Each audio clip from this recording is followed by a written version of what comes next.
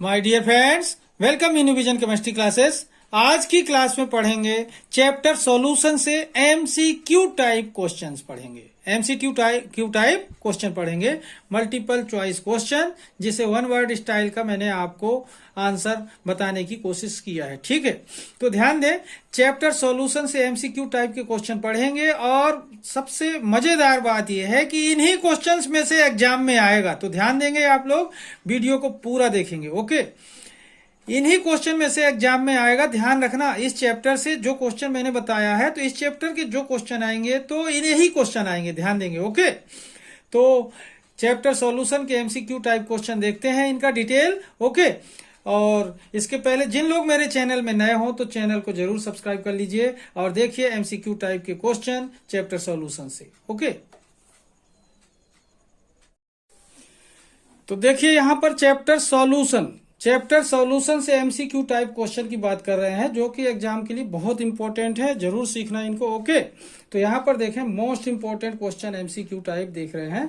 First point देखें आप, the number of moles of solute present in 1000 gram of solvent is called molality. ध्यान से देखें, the number of moles of solute present in 1000 gram of solvent is called molality. Second point देखते हैं, when blood cells are kept in high osmotic pressure solution. When blood cells are kept in high osmotic pressure solution, then क्या होगा यहां पर? अब इसका answer दिया जाएगा, 4 ऑप्शन होंगे, ऑप्शन आपको चूज करना होगा। तो यहां पर देखें, then they contract due to exosmosis. They contract क्या होती है? ये सिकुड़ जाती हैं। जब हाई ऑस्मोटिक प्रेशर वाले सॉल्यूशन में ब्लड सेल्स को रखते हैं तो ब्लड सेल क्या होती हैं? सिकुड़ जाती हैं, कॉन्ट्रैक्ट हो जाती हैं। तो क्या हुआ आंसर यहां पर? They contract due to exosmosis. Third point देखते हैं, according to Raoult's law relative lowering in vapour pressure of non volatile solute is equal to. ध्यान से देखें, according to Raoult's law relative lowering in vapour pressure of non volatile solute is equal to mole fraction of solute. Okay, mole fraction of solute के equal होगा। Once again, first point, the number of moles of solute present in 1000 gram of solvent is called molality. Second point देखते हैं, when blood cells are kept in high osmotic pressure solution then they contract means सिकुड़ जाती हैं due to एक्जोऑस्मोसिस। एक्जोऑस्मोसिस बाह्य प्रसरण के कारण क्या होती है? ये एक्जोऑस्मोसिस के थ्रू सिकुड़ जाती हैं, कॉन्ट्रैक्ट हो जाती हैं। पॉइंट थर्ड देखें, according to Raoult's law relative lowering in vapour pressure of non volatile solute is equal to mole fraction of solute. Okay, अब देखते हैं नेक्स्ट पॉइंट। तो देखिए नेक्स्ट पॉइंट देखते हैं, यहां पर फोर्थ पॉइंट है, solution of similar osmotic pressure. Solution of similar osmotic pressure is called. ऐसे सॉल्यूशन जिनका ऑस्मोटिक प्रेशर क्या होगा? सेम होगा, उन्हें क्या बोलेंगे? Solution of similar osmotic pressure is called isotonic solution. Okay, fifth point देखते हैं, semi permeable membrane is chemically. जो सेमी परमिएबल मेम्ब्रेन होती है वो किसकी बनी होती है केमिकली रूप से? कैसे, कौन सी केमिकल की बनी होती है? तो ध्यान दें, semi permeable membrane is chemically, answer क्या है? Copper ferrocyanide. यहां पर कंफ्यूज नहीं होंगे, फेरिसाइनाइड, एंटी फेरिसाइनाइड, ऐसे अलग अलग चीजें लिखी रहती हैं। तो ध्यान रखेंगे, कॉपर फेरोसाइनाइड नाम है उसका। ठीक है, पॉइंट 6 देखते हैं, छठवां point, molality of pure water is. जो शुद्ध जल होता है उसकी molality of pure water is 55.6। Okay, point number 7 देखते हैं, formula for determining osmotic pressure is, ध्यान देंगे, formula for determining osmotic pressure is pi equal to nRT upon V, या फिर अपन लिख सकते हैं pi equal to WB into RT upon MB into V. ये दोनों फार्मूले में से कोई सा भी फार्मूला यूज किया जा सकता है या आपको लिखा मिल सकता है। ओके, तो क्या हुआ question, formula for determining osmotic pressure is pi equal to nRT upon V और pi equal to WB into RT upon MB into V. Okay, point number 8 देखते हैं, colligative properties of solution.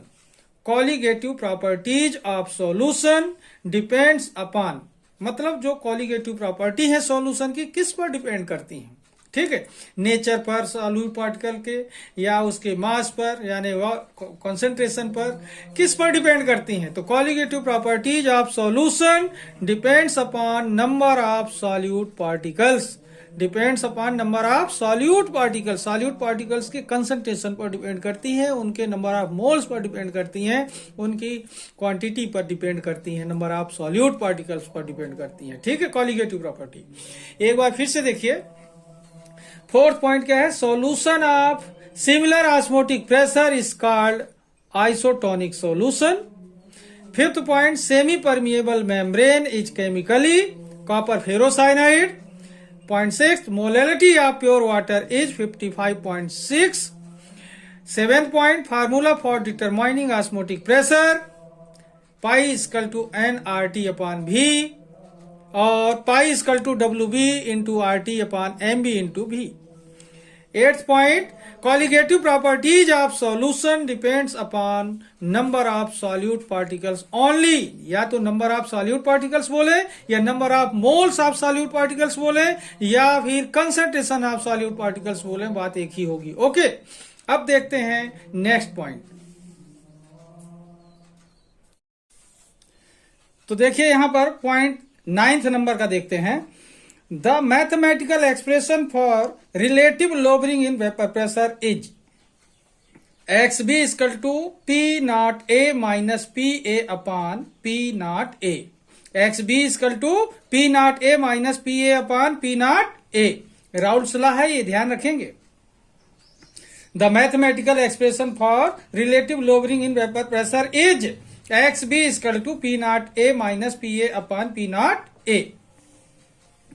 10 number का point देखें, soda water, cold drinks, soda water is the solution of gas in liquid.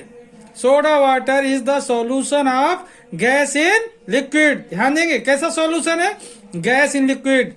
Okay, 11 number का point देखते हैं, write the unit of representing pollution. Write the unit of representing pollution, तो क्या होगा इसका answer, ppm, parts per million, parts per million. 12 नंबर का example देखते हैं, 12 नंबर का point, example of antifreeze compound. Example of antifreeze compound, answer देखें, ethylene glycol, ethylene glycol. Okay, फिर से देखते हैं एक बार, the mathematical expression for relative lowering in vapour pressure is XB equal to P0A minus PA upon P0A। 10 point, soda water is the solution of gas in liquid. 11 number का point देख रहे हैं, write the unit of representing pollution, क्या कौन करता है, ppm। 12 नंबर का एग्जाम्पल देखते हैं, 12 नंबर का point, example of antifreeze compound, answer क्या है, इथाइलिन ग्लाइकॉल। ओके, अब देखते हैं नेक्स्ट पॉइंट। तो देखिए पॉइंट 13 देखते हैं, colligative properties of solution. Question ऐसा हो सकता है, right colligative property of solution, या फिर ऐसा हो कि कौन सा प्रॉपर्टी कॉलिगेटिव प्रॉपर्टी है, इन चार में से ऑप्शन में कोई एक दिया हो तो आप पहचान सकें, ठीक है। तो कॉलिगेटिव प्रॉपर्टीज ऑफ सॉल्यूशन, यहां पर मैंने 4 लिखा है, यहां पर देखें, relative lowering in vapour pressure, ये भी कॉलिगेटिव प्रॉपर्टी है। Second, osmotic pressure, osmotic pressure ये भी कॉलिगेटिव प्रॉपर्टी है। थर्ड क्या है, एलिवेशन इन बॉइलिंग पॉइंट, ये भी कॉलिगेटिव प्रॉपर्टी है। Fourth, depression in freezing point, ये भी एक कॉलिगेटिव प्रॉपर्टी है। ध्यान देंगे तो ये चार की चार जो लिखी हुई है कॉलिगेटिव प्रॉपर्टी है, कहीं भी लिखी मिले तो आप समझ जाना कि ये सॉल्यूशन की कॉलिगेटिव प्रॉपर्टी है। और क्यों है? क्योंकि ये प्रॉपर्टी होती है जो ये सॉल्यूशन में जो सॉल्यूट पार्टिकल्स हैं उसके कंसंट्रेशन पर डिपेंड करती हैं, मतलब नंबर ऑफ सॉल्यूट पार्टिकल्स पर डिपेंड करती हैं, मतलब number of moles of solute particles पर डिपेंड करती हैं। ध्यान देंगे तो कॉलिगेटिव प्रॉपर्टीज आप सॉल्यूशन देख रहे हैं। फर्स्ट क्या देखा है? Relative lowering in vapour pressure, osmotic pressure, elevation in boiling point and fourth depression in freezing point. Okay, अब देखते हैं नेक्स्ट। अब देखते हैं पॉइंट 14। यहां पर देखें 14 पॉइंट में क्या है? Examples of non ideal solution showing positive deviation. कहने का मतलब ऐसे नॉन आइडियल सॉल्यूशन जो पॉजिटिव डेविएशन शो करते हैं उनके बारे में कोई एक एग्जाम्पल अगर क्वेश्चन में आ गया लिखिए, right an example of non ideal solution showing positive deviation. तो कम से कम 4 एग्जाम्पल आप सीख ही रहेंगे तो याद रहेगा, तो आप लिख सकते हैं। ठीक है, तो यहां पर देखें first example, carbon tetrachloride plus chloroform, carbon tetrachloride plus chloroform. ध्यान देना, नाम बता रहा हूं, carbon tetrachloride plus chloroform, CCl4 plus CHCl3। Second, carbon tetrachloride plus toluene, carbon tetrachloride plus toluene मतलब CCl4 plus C6H5CH3। Okay, point third देखते हैं, water plus methyl alcohol, water plus Maithil alcohol मतलब H2O प्लस CH3OH। क्या है ये? Water और ये Maithil alcohol. Point fourth देखते हैं, वाटर प्लस इथाइल एल्कोहल मतलब वाटर प्लस एथिल एल्कोहल। यहां पर फार्मूला देखें, H2O प्लस C2H5OH। ओके, तो ये जो एग्जाम्पल लिखे हुए हैं किसके एग्जाम्पल हैं? ऐसे नॉन आइडियल सॉल्यूशन के जो पॉजिटिव डेविएशन शो करते हैं। ओके, तो ध्यान देंगे, carbon tetrachloride plus chloroform, carbon tetrachloride plus toluene, water plus Maithil alcohol, water plus ethyl alcohol. Okay, अब देखते हैं नेक्स्ट पॉइंट। अब देखिए पॉइंट 15, जो पॉइंट 15 है इसमें देखें examples of non ideal solution showing negative deviation. ध्यान देंगे वहां पर क्या बात कर रहे थे? पॉजिटिव डेविएशन का। यहां पर कौन सा सॉल्यूशन होगा? नेगेटिव डेविएशन शो करने वाला। तो अब यहां पर देखें एग्जाम्पल इसके देखते हैं, water plus hydrochloric acid, water plus hydrochloric acid. Second क्या देख रहे हैं? Water plus nitric acid. Third, chloroform plus benzene, chloroform plus benzene.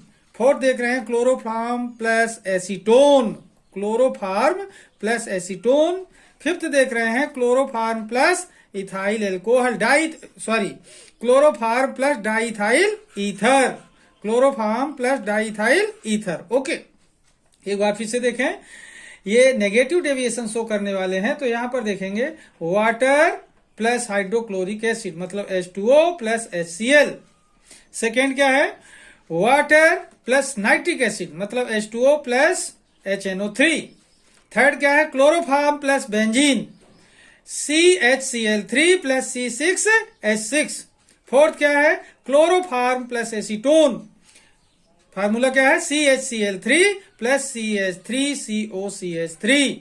Fifth क्या है? क्लोरोफार्म प्लस डाइथाइल ईथर, तो फार्मूला देखें CHCl3 प्लस C2H5OC2H5।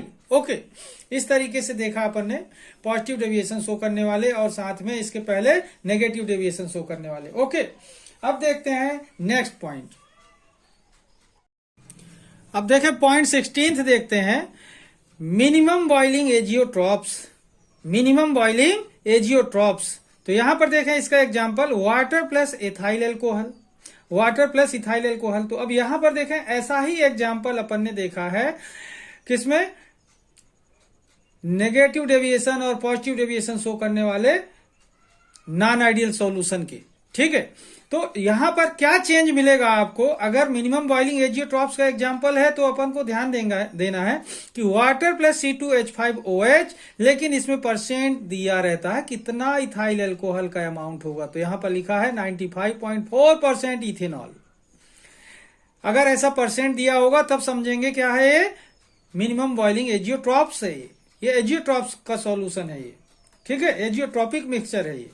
तो वाटर प्लस C2H5OH कितना है 95.4% क्या होगा इथेनॉल होगा। सेकेंड क्या है क्लोरोफॉर्म प्लस इथेनॉल, यहां पर CHCl3 प्लस C2H5OH, यहां पर वाटर की जगह क्लोरोफॉर्म आ गया है। अब यहां पर परसेंट देखें इथेनॉल का क्या है 68% इथेनॉल है, ठीक है। अगर परसेंट दिया रहता है तब ये एजियोट्रॉपिक मिक्सचर के नाम से जाने जाएंगे। ओके, अब देखते हैं मैक्सिमम बॉइलिंग एजियोट्रॉप्स में देखें water plus nitric acid, water plus nitric acid, तो यहां पर नाइट्रिक एसिड 68% नाइट्रिक एसिड है। सेकेंड क्या है water plus hydrochloric acid, water plus hydrochloric acid, तो यहां पर हाइड्रोक्लोरिक एसिड 20.2% है HCl, ठीक है। तो इस तरीके से अगर परसेंट दिया हो तो ध्यान देना एजियोट्रॉपिक मिक्सचर कहलाते हैं, और यदि परसेंट ना दिया हो डायरेक्ट केवल फार्मूला लिखा हो तब क्या कहलाएंगे ये कहलाएंगे फिर नॉन आइडियल सॉल्यूशन। ओके, तो इसे जरूर सीख लेंगे, बहुत इंपॉर्टेंट है, परीक्षा में इन्हीं में से एग्जाम में आएगा, ठीक है, ध्यान देंगे परीक्षा में इन्हीं क्वेश्चन में से आएगा, ध्यान देना, मोस्ट इंपॉर्टेंट है ये। ओके।